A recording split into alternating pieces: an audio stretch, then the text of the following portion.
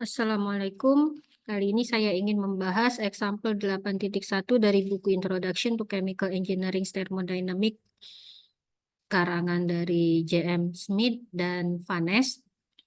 Di example 8.1 ini kita akan menghitung pembangkit daya dari panas sesuai dengan judul bab chapter 8-nya ya, chapter 8 pembangkit tenaga dari panas atau pembangkit daya. Nah, soal bahasa Inggrisnya atau soal aslinya ada di bagian sebelah kanan seperti biasa. Sudah saya terjemahkan dalam bahasa Indonesia di sebelah kiri. Steam yang dihasilkan dalam suatu pembangkit daya tekanan 8.600 kilopascal, temperatur 500 derajat Celcius diumpankan masuk ke dalam turbin. Keluaran turbin, steam yang keluar dari turbin kemudian masuk ke dalam kondensor pada tekanan 10 kilopascal. Di mana di dalam kondensor, steam tersebut dikondensasikan menjadi liquid jenuh. Yang kemudian liquid jenuh tersebut dipompakan masuk ke dalam boiler. A. Berapa efisiensi termal dari siklus Rankine yang beroperasi pada kondisi ini? B. Berapa efisiensi termal dari siklus yang sebenarnya atau praktiknya yang beroperasi pada kondisi ini jika efisiensi turbin dan efisiensi pompanya 0,75. C. Jika kecepatan siklus daya dari soal bagian B itu 80.000 kW, maka berapa kecepatan steam atau laju alir massa steam dan berapa kecepatan perpindahan panas yang terjadi di dalam boiler dan juga di kondensor. Seperti biasa, awalnya kita tulis dulu diketahui. Yang diketahui di sini adalah pembangkit daya dari panas. Tekanan masuk ke dalam turbin itu 8.600 kilopascal. Untuk memudahkan kita buka gambar 8.1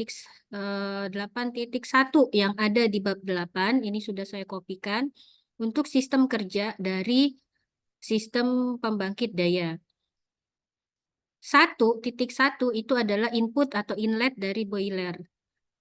Titik 2 outlet dari boiler dan inlet turbin. Titik 3 itu adalah outlet turbin, inlet kondensor, dan titik 4 outlet kondensor masuk merupakan inlet dan juga merupakan inlet dari pompa. Nah, di sini tadi 8.600 kilopascal ini adalah kondisi tekanan yang masuk ke dalam turbin, berarti di titik 2, maka P2 sama dengan 8.600 kilopascal.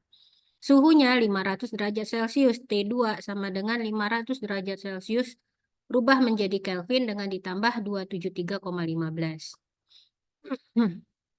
P3 itu yang keluar dari turbin 10 kilopascal.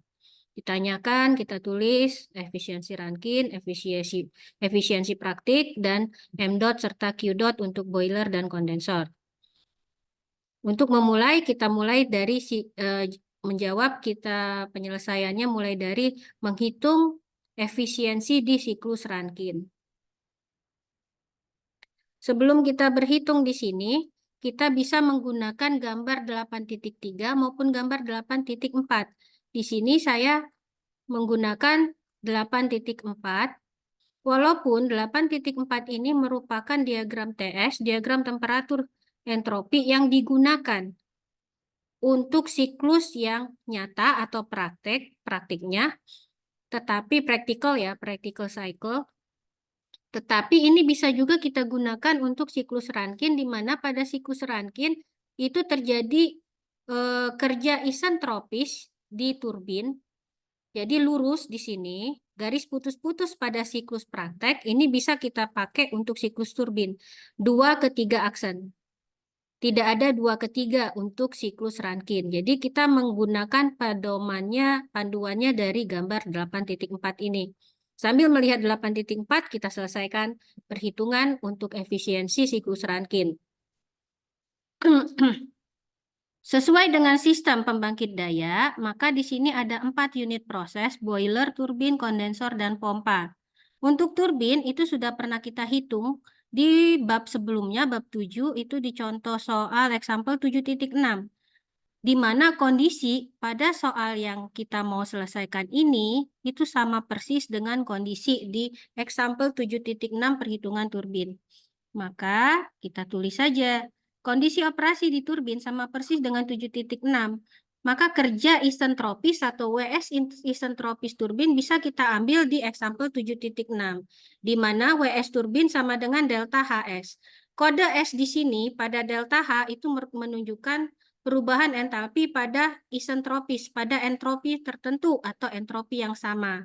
Kita tarik saja datanya. Di sini saya sudah mendapatkan dari example 7.6, saya buka lembar kerja example 7.6, untuk delta HS yang ini, bukan delta H. Kalau delta H ini perubahan entalpi yang yang di luar yang sebenarnya yang ada di mana S1 dengan S2-nya tidak sama.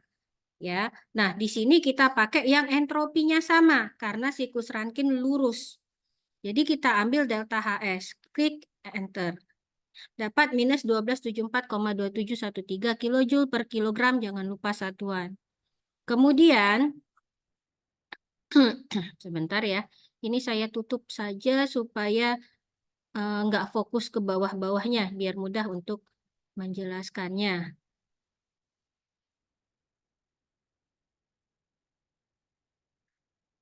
Begitu juga untuk mencari entalpi. Entalpi yang mana?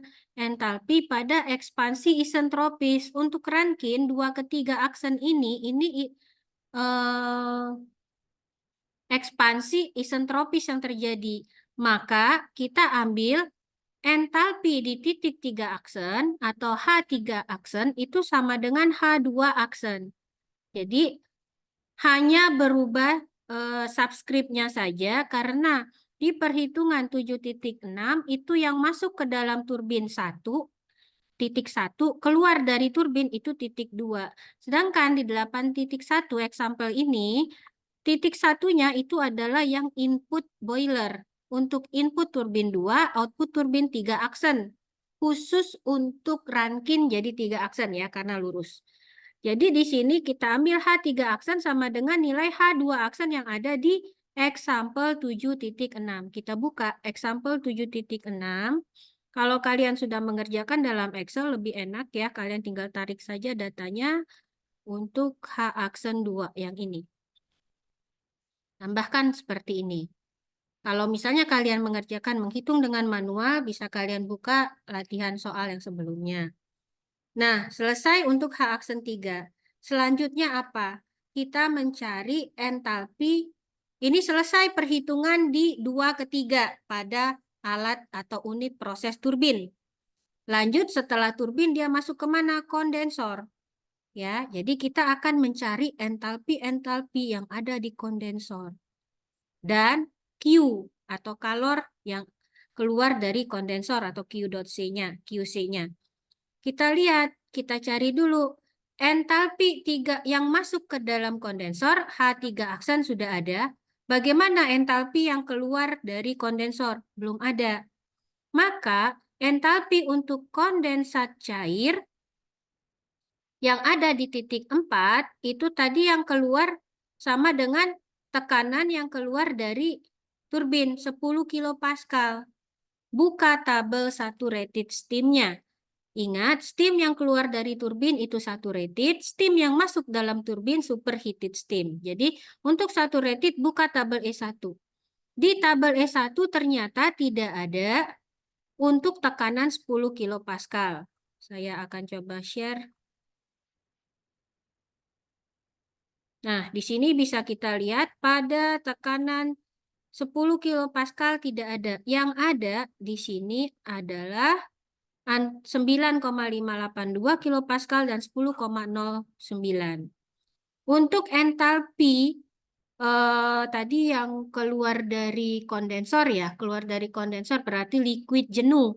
Liquid jenuh itu bahasa Inggrisnya saturated liquid baris yang kolom yang ini, kolom nomor 6 dari sebelah kanan. Maka kita harus interpolasi dulu. 1, 2, 3, 4, 5, 6. Ambil data entalpinya. Ya.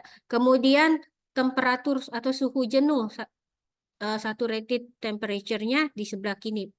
Kolom paling kiri 45 antara 45 dengan 46. Interpolasikan. Kita kembali ke Excel, masukkan datanya ke dalam Excel-nya.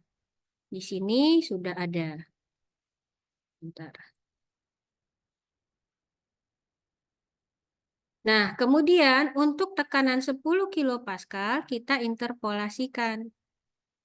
T-satnya diperoleh 45,8228 derajat Celcius. Saturated liquidnya 191,7736 kilojoule per kilogram. Tulis di sini. Entalpi untuk kondensat cair di titik 4 atau H4 adalah sama dengan ambil dari interpolasi. Enter. Begitu juga T-satnya dapatnya 45,8228 diambil dari sini. Ya, lanjut. Nah, kemudian untuk kalornya pada kondensor, kita bisa menggunakan persamaan 8.2 yang ada di buku Smith-Vanes tersebut, di mana kalor atau Q itu sama dengan delta H. Untuk kalor kondensor, Q kondensor sama dengan delta H, sama dengan untuk delta H itu patokannya H keluar dikurang H masuk. Pada kondensor, H yang keluar itu H4, H yang masuk adalah H3 aksen. Tinggal dikurangkan saja nilainya. H4 dikurang H3 aksen. Dapat minus 1925,55551 kilojoule per kilogram. Tanda minus di sini pada hasil perhitungan menunjukkan bahwa panas sebesar 1925,55551 kilojoule per kilogram meninggalkan sistem atau keluar dari sistem. Ingat ya, kode untuk minus dan plus pada kerja dan kalor. Kita lihat, selesai kondensor. Turbin selesai, kondensor selesai. Checklist dulu deh, biar mudah. Turbin oke, kondensor oke. Kita lanjut ke pompa sekarang. Sama, untuk pompa kita hitung dulu entalpinya. Tadi H4 sudah ada yang masuk ke pompa. Entalpi yang keluar dari pompa H1 dari awal perhitungan belum ada. Dari yang diketahui soal juga belum ada. Kita cek. Pompa, kondisi operasinya juga sama persis dengan example 7.10. Bisa dibuka example 7.10 yang ada di buku, karena kebetulan saya belum membahas di sini karena perhitungannya sangat sederhana, jadi tidak saya buat videonya. Nah, pompa beroperasi sama persis dengan example 7.10 di mana WS pompa atau kerja pompa sama dengan delta HS. Lagi-lagi delta HS ya, berarti pada entropi yang sama, sebesar 8,676 kilojoule per kilogram. Ini dapat dari mana? Buka example 7.10, ambil nilainya, masukkan ke sini. Dari delta HS ini sama dengan H1 dikurang H4. Mungkin ada yang bingung, kok H1 kurang H4 bukan H4 kurang H1? Kita lihat lagi grafiknya. Di sini ini 4:1 adalah pompa. Masuk 4, keluar 1. Ingat patokan delta itu adalah keluar dikurang masuk. Jadi 1 dikurang 4. Jadi delta HS sama dengan H1 dikurang H4. Sehingga H4 ada, delta HS-nya ada, kita bisa menghitung H1. H1 sama dengan delta HS ditambah dengan H4 yang tadi. H4-nya di mana, Bu? H4 itu sama dengan entalpi yang keluar dari kondensor. Ambil saja. Dapat 200 sekian. Nah, dapat H1, kita bisa menghitung entalpi superheated steam. Selesai ya, yang ngepompa selesai. Kita lanjut ke boiler. Entalpi superheated steam itu di mana? Entalpi yang keluar dari boiler yang masuk ke turbin, berarti di titik 2. H1 udah ada, H4 ada, H3 aksen udah ada, yang belum ada H2. Dapat H2 dari mana? Buka tabel superheated steam. Dari tabel E2 bukunya di appendix, entalpi superheated steam di tekanan 8.600 kilopascal dan suhu 500 derajat Celcius. Alhamdulillah itu tidak kita interpolasi lagi, sudah persis saklek ada di situ. Berapa? 3.391,6 kilojoule per kilogram. Masukkan saja. Ya, nggak ada yang perlu dihitung, tinggal dimasukkan saja. Dapat entalpinya di boiler. Kita perlu menghitung apa? Kalor boiler, karena belum diketahui. Kalor boiler sama rumusnya dengan menghitung kalor di kondensor. Persamaan 8.2. Apa? Q boiler atau kalor boiler itu sama dengan delta H. Sama dengan entalpi yang keluar dari boiler H2 dikurang entalpi yang masuk ke boiler H1. Berapa nilainya? Tinggal dikurang. H2 dikurang H1. Dapat segini. Ya. Selesai dapat Q boiler, kita langsung bisa menghitung kerja neto atau kerja bersih dari siklus Rankine. Rumusnya, kerja neto itu adalah jumlah antara kerja turbin dan kerja pompa. Maka rumusnya seperti ini. WS Rankine sama dengan WS turbin plus WS pompa. Bagaimana menghitungnya? Tinggal dijumlahkan saja. Berapa tadi WS turbin? Min 1274,271. Berapa WS pompa? 8,676. Jumlahkan. Dapat kerjanya min 1265,5953. Berarti di sini dalam siklus Rankine ini dia menghasilkan kerja. Melakukan kerja karena tandanya minus ya. Cara lain menghitung kerja neto siklus Rankine bisa lewat kalor. Di sini rumusnya WS Rankine sama dengan min Q boiler min Q kondensor. Hasilnya sama persis dengan yang di atas, rumus yang di atasnya. Bu, kapan kita menggunakan persamaan yang warna kuning, kapan kita menggunakan persamaan yang warna oranye? Jawaban saya mah tergantung yang kalian punya datanya apa. Kalau kita punyanya cuma data kerja WS turbin, WS pompa, ya udah kerjakan saja, tinggal jumlahin. Tapi kalau punyanya cuma kalor pada boiler dan kalor pada kondensor, udah ini aja. Nggak perlu dua-duanya, dua rumus ini dihitung berbarengan ya, karena hasilnya juga sama. Sampai sini saya harap udah jelas. Terakhir, kita bisa menghitung efisiensi thermal siklus Rankine-nya dengan menggunakan persamaan efisiensi Rankine sama dengan min WS Rankine dibagi kalor pada boiler. Sehingga nilainya tinggal kita input saja WS Rankine netonya dibagi dengan Q boiler yang sudah kita hitung. Didapat efisiensi thermal pada siklus Rankine-nya 0,3966. Jika kita lihat di buku, hasilnya tidak jauh berbeda ya. Buka bukunya. Ada example 8.1. Bagian A. Oh, belum di-share screen. Saya share dulu. Nah, di sini. Di buku didapat 0,3966.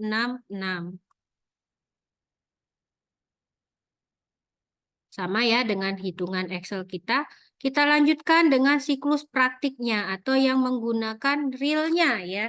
Yang dikerja di boiler itu tidak isentropis. Jadi agak miring, 2/3, bukan 2/3 aksen. Bagaimana? Hampir mirip dengan perhitungan di bagian A yang siklus Rankine. Kita akan mencari nilai entalpi di semua titik. 1, 2, 3, 4. Kemudian mencari kalor pada boiler, kalor pada kondensor, menghitung kerja di turbin, dan menghitung kerja di pompa. Kita mulai. Sama dengan Rankine, kita mulai dari turbin. Di soal diketahui efisiensi turbinnya 0,75 dengan kondisi operasi turbin yang sama persis dengan example 7.6. Maka kerja turbinnya sebesar apa? WS turbin sama dengan delta H. Sama dengan efisiensi turbin dikali dengan WS turbin teoritis. Saya tuliskan di sini WS turbin teoritis, ini maksudnya adalah WS turbin pada entropi yang sama. Bisa diambil dari jawaban di 7.6 delta HS ya. Kan WS sama dengan delta HS untuk secara teoritis. Maka di sini kita kalikan saja 0,75 dikali, kebetulan di bagian A sudah ada ini WS turbin teoritis. Kita ambil E24 mana? Yang ini tadi di awal. Kalikan saja dengan 0,75 diperoleh minus 955,7035. Karena ini WS turbin praktik, maka dia bukan delta HS lagi, tetapi delta H. Delta H di sini adalah H3 dikurang H2, yang masuk turbin 2, keluar turbin 3. H3 kurang H2. Kita bisa dapat nilai H3. Berapa nilai H3? Sama dengan delta H tambah H2. Bu, H2-nya didapat dari mana? H2-nya itu nggak berubah. Ya, H2-nya sama persis dengan example 76, sama persis dengan H2 yang ada di atas di bagian A. Tinggal dicari, diambil dari tabel superheated steam pada kondisi operasi ini. Dapat 2435,9 kJ per kilogram. Selesai hitungan di turbin, kita masuk ke kondensor. Sama, berapa kalor di kondensor? Kalor di kondensor sama dengan H4 dikurang H3. H3 sudah kita hitung sebelumnya. H4 dapat dari mana? H4 ambil saja perhitungan yang ada di atas. Yang membedakan dengan bagian A itu adalah di siklus Rankine bagian A, soal bagian A itu 3 aksen. Di siklus praktik ini tidak ada lagi 3 aksen, langsung ke 3. Jadi nanti bedanya di sini, H3 pasti berbeda. Jadi di sini langsung dipakai saja, gunakan H3-nya yang ini, bukan ngambil dari A, tapi H4 ambil dari data yang sudah kita hitung di bagian A. Selesai kondensor, kita masuk ke pompa. Pompa dikatakan efisiensinya 0,75 dari example 710. Hampir mirip dengan yang turbin tadi ya.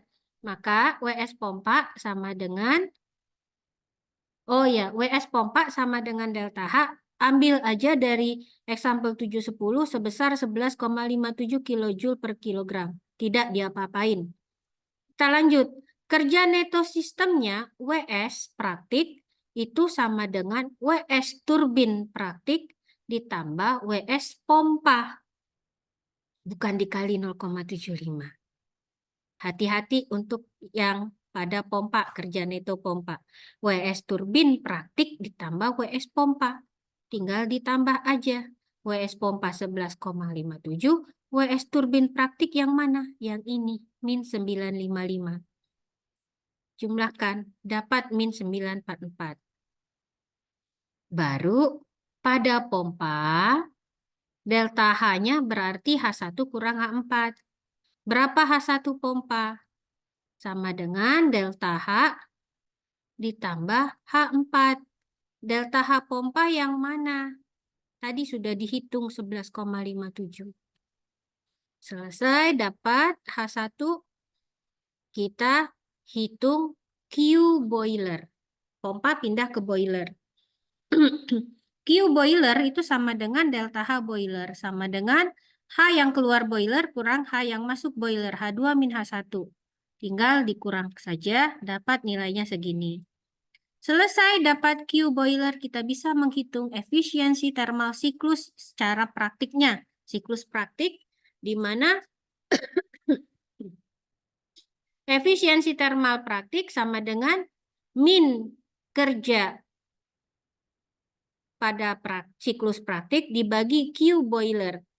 Jadi kerja WS praktik tadi yang ini, kerja neto sistem praktik, dibagi dengan Q boiler. Dapat diperoleh 0,2961. Selisihnya lumayan dengan siklus Rankine 0,3966. Jadi selisih 0,11 ya, 0,10. Selisih 0,1 ini cukup besar. Kalau dalam persen berarti 10%. Selesai soal bagian B. Kita lanjut ke soal bagian C.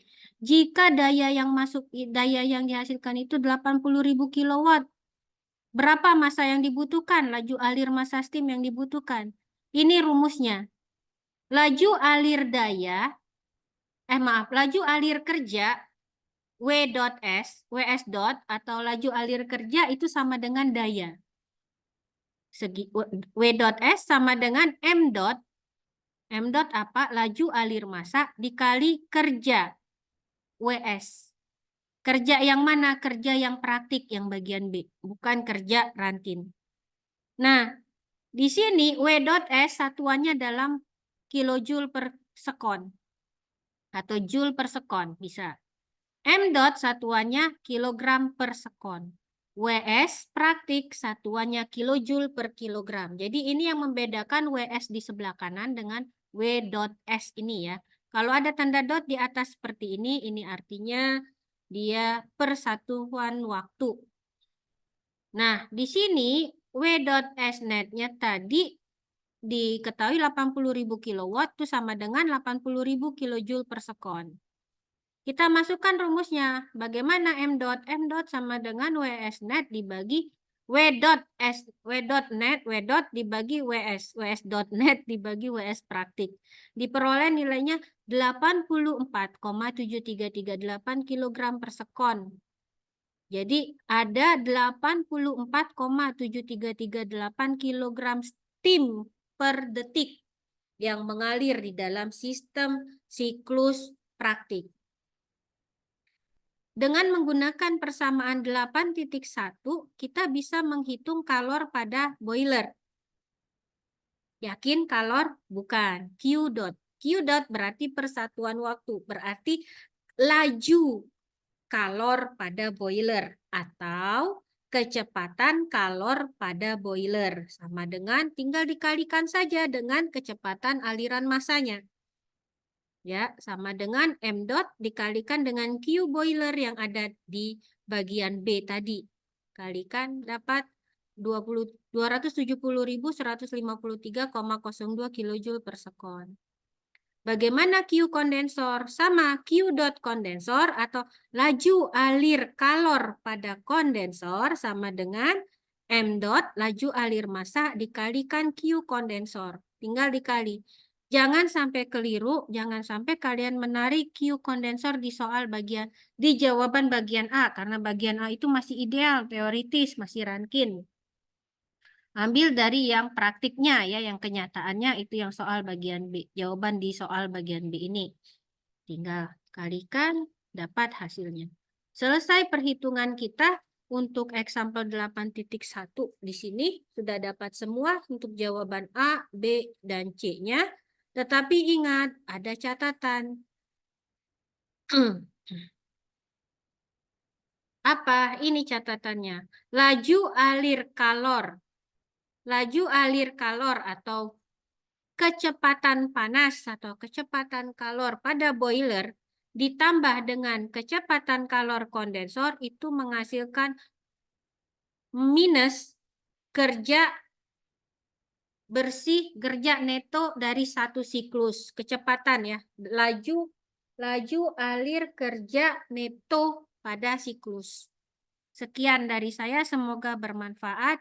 Hati-hati dalam berhitung, jangan sampai nanti salah menentukan titik. Biasanya itu suka keliru di sini. Titik 1,4 ini suka keliru. Pada pompa malah delta H-nya jadi delta H sama dengan H4 kurang H1. Padahal yang sesungguhnya H1 kurang H4. Hati-hati dalam berhitung, jangan lupa patokannya, lihat grafiknya. Atau bisa juga dilihat dari bagan yang ada di sini. Demikian, sekian dari saya. Semoga bermanfaat. Saya akhiri. Assalamualaikum warahmatullahi wabarakatuh.